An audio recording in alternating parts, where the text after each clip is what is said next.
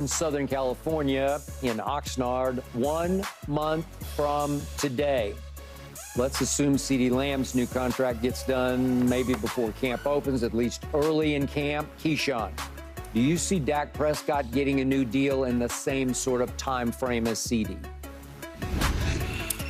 No, I don't. I think the priority is CeeDee Lamb. First of all, Dak Prescott's made, I don't know, in his career, $170 million probably, I think, somewhere in there. So he has that financial security, I would assume, right? He's got it. So there's no sense of urgency for the team, given the fact that in the offseason they didn't give him a deal, they didn't reduce his salary cap number, nothing like that. They just kind of just went through the months and said, the hell with it, we'll deal with it in the summer. CeeDee Lamb, let's assume he's done. Now you kind of are going to figure out what Micah wants to do. If he's going to play under that $2.5 million, which he'd be a fool to, okay, because he's outperformed the contract. So you need to try to figure out how to get him resolved. Now Dak Prescott on the flip side of things, it all comes down, in my view, on how he plays. If he starts off hot and the Cowboys look like they're going somewhere, they may start to talk those talks again, Skip. And if they don't, and he gets to the end of the line, something that I would probably do at this point in time, damn the star, the brand, and all that, because I'm going to get that anywhere because I am a Pro Bowler, I'm an All-Pro, I'm an MVP candidate, I'm balling out. I'm going to play it all the way to the end because I got financial security. I'm not on a fourth-round contract anymore. That's no more. I'm good. So now I'm going to play it all the way to the end. And then you say, well, why risk that if you get hurt? Well, I've seen many players get hurt recently, including my own self, as Dak Prescott, and I got paid. I just saw Kirk Cousins, who's coming off a torn Achilles, get $100 million in guaranteed money. And I'm better than him. So now I'm going to just play to my favorites and bet on myself. And I'm going to put you in such a position as the Dallas Cowboys that if I do what I'm capable of doing, and I am not being able to be franchise tagged, you can't do anything to me. I'm going to come on the market probably in the history of the NFL. I would say he would be the most sought after, hottest quarterback in NFL history. Because remember, Tom Brady was at the end, and it was only a handful of teams that even looked at Tom Brady. Mistake. But whatever you want to call it, yes, he's the GOAT. I get it. He's going to the Hall of Fame. Got it. He works with us. Fine. He will be the guy. So if I'm Dak, I'm playing to my strength. I'm going to wait it out. Especially just how you treated me in my last 2 contract negotiations with you. I'm going to just sit back. I'm going to throw for another 4,500 yards or whatever it is. I'm going to do what I need to do. Lose another playoff. Whatever it is, I can guarantee you if he hits the free agent market like I told you last October, November, Skip, that if they let him get to the end of this deal, y'all going to feel sorry for yourself. That's what's going to happen. Buyer beware. If they're going to feel sorry, so let me ask you this, Keith. So why does it make sense to re-sign CeeDee Lamb and not re-sign Dak? Because I feel like they go hand in hand. No, because you gotta sign CeeDee because his contract is up. He's got the 5th-year option deal. Yeah. His deal is up. You're gonna keep him long term. And in order for you to win this year, you gotta have CeeDee on the field. You gotta have CeeDee on the field. It ain't like there's quarterbacks floating out there, though. No, so but you gotta have CeeDee. And you then gotta next have him. year, You gotta have him for sure. But then next year you come to this dilemma of, oh, somebody else taking Dak. This is not a plug and play in my eyes. Like, I don't think there's going to be a quarterback that you're going to see next year that you can come put in this slot that's going to be better than that. And that's true.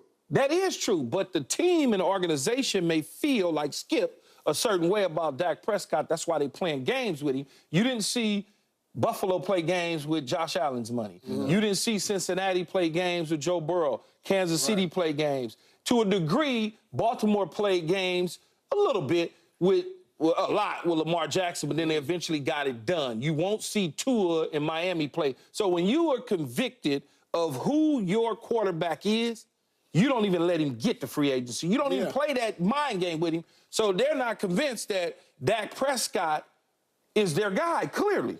They're just not convinced of it. They've never been convinced. Well, they've been convinced because they paid him. No, but Jerry, it took forever because Jerry was saying, should I really? Never been totally sold on Dak Prescott, the 4th-round draft choice. And Jerry finally played it out until he couldn't play it anymore, and he caved. And he said, okay, take me to the cleaners, take me to the bank. And that's exactly what happened. Remember at the opening press conference when after they signed the deal, Jerry looked right down the dais at him and said, you got me. You took me. You won this one. Yeah. Okay? And did he ever win it? Okay? So you know how I feel. I'm different than you guys. I'm lifelong diehard. I've been through the Staubachs and the Troy Aikmans, and as CeeDee's mom tweeted right after they lost their playoff game, I'm with his mom because she's exactly. I can't say it any better than she did. Dak ain't it. This ain't it. Dak ain't it. Bingo. Thank you, Mom. Thank you. It's out of frustration. No, because she's heard that from her son. So that's what her son clearly thinks. You know that, and I know that. Okay. So the point is, it just smells like Jerry has finally decided, you know what, as to use his phrase, I got to see more leaves fall in the fall. And that may be true. And let's just see, kind of see how it goes and see how it feels. And there's a chance I might, even at my advanced age, I might just pull the plug on this guy and let him walk. And you're right, he'd be on the free agent market. People would go crazy. Okay. Crazy. Yeah. You know how many teams need quarterbacks? Yeah. He's 2-5 in the postseason, and boy, he has stunk it up a bunch of times in the postseason. The Atlanta Falcons paid Kirk Cousins a guaranteed $100 million. I'll give you that. Dak is better. What's his playoff record? Yeah. Well, it's worse than Dak's. I can't remember what it is. What is it, like 1-3 or something like that? Whatever it is, it ain't glowing. No, but look, I've told you this before, and longtime fans will know what I'm talking about here. Danny White was better than Dak Prescott. At least Danny White got them to 80s. Okay, he got them to 3 straight NFC Championship games. Dak is not even. He had the ball off to Tony Dorsett. Come on, man, stop. No, he could throw and threw it to Drew Pearson a couple times. He did throw it to Drew Pearson. He almost won that catch game against Joe Montana. He threw it to Drew Pearson, and there was a horse collar The White tackle. Clark came on the back-end touchdown. Okay, but then after that play, Danny White hit Drew on a post, and it was a horse collar tackle and just ripped him down, but there wasn't a rule, okay? So, and then Danny fumbled on the next play, and the game was over. He got sacked, fumbled. The point is that I've just seen enough. We can do better. We deserve better. What's out there that's better? What's better out there? Please explain Ain't this to nothing out there that's better. Well, there might be a kid who's sitting right under their nose right now named Trey Lance. He could be better. I don't know. I'd like to see him. Look, in all fairness to the Cowboy faithful and the fans, that may be true. It might Are be. you willing to bet that, though? Are you willing to At some point, to escape mediocrity, you have to. You have to plunge. Maybe so. Yep. So if Dak Prescott... If they go and they lose in the first... No, but here's what I'm about to say, Paul.